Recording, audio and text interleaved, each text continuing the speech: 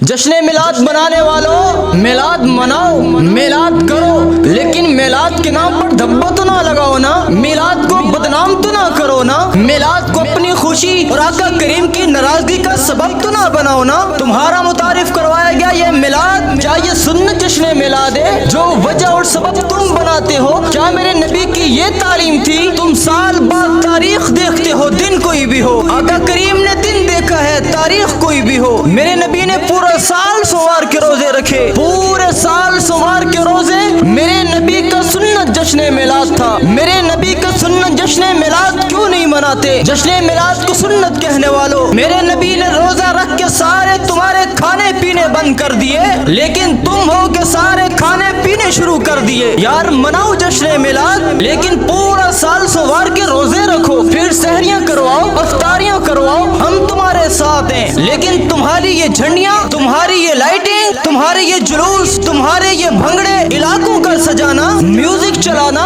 آقا کریم کا روزہ بنانا، خانہ کعبہ کا نقشہ تیار کرنا، پھر اسی رات فراغت کے بعد یہ سب گرانا، اللہ کی قسم اگر یہ سنت ہوتا صحابہ اپنے کپڑے پھاڑ کر جھنڈیاں بناتے۔ میرے نبی کو مال کی فراوانی نہیں چاہیے تھی، میرے نبی تو صرف حقیقی مسلمان بننے پر خوش ہوا کرتے تھے۔ میرے نبی کو کہا گیا مال چاہتے ہو مانگو، مالا مال کر دیں گے، فرمایا نہیں چاہیے۔ یہودی بچے کا اسلام لانا میرے نبی کی خوشی تھی، کسی کا جہنم سے بچ جانا میرے نبی کی خوشی تھی، ابو ہریرہ کی والدہ مسلمان ہو گئی، یہ میرے نبی کی خوشی تھی۔ غزوہ تبوک سے پیچھے رہنے پر کعب بن مالک کی سچی توبہ اللہ نے قبول کر لی، رسول اللہ کا چہرہ خوشی سے دمک اٹھا، فرمایا اے کعب آج کا دن تمہاری زندگی کا سب سے بہترین دن ہے۔ میرے نبی کو توبہ کرنے والا انسان پسند تھا۔ سمامہ بن آسال نے اسلام قبول کیا، یہ میرے نبی کے لیے خوشی کا لمحہ تھا۔ عمر بن عاص نے اسلام قبول کیا، یہ میرے نبی کے لیے خوشی کا لمحہ تھا۔ کہا تھا کفار نے میرے نبی کو توحید کا پیغام روکنے کے لیے مال چاہتے ہو مانگو، مالا مال کر دیں گے، فرمایا نہیں چاہیے۔ سیدنا خالد بن ولید توحید کے علمبردار بنے،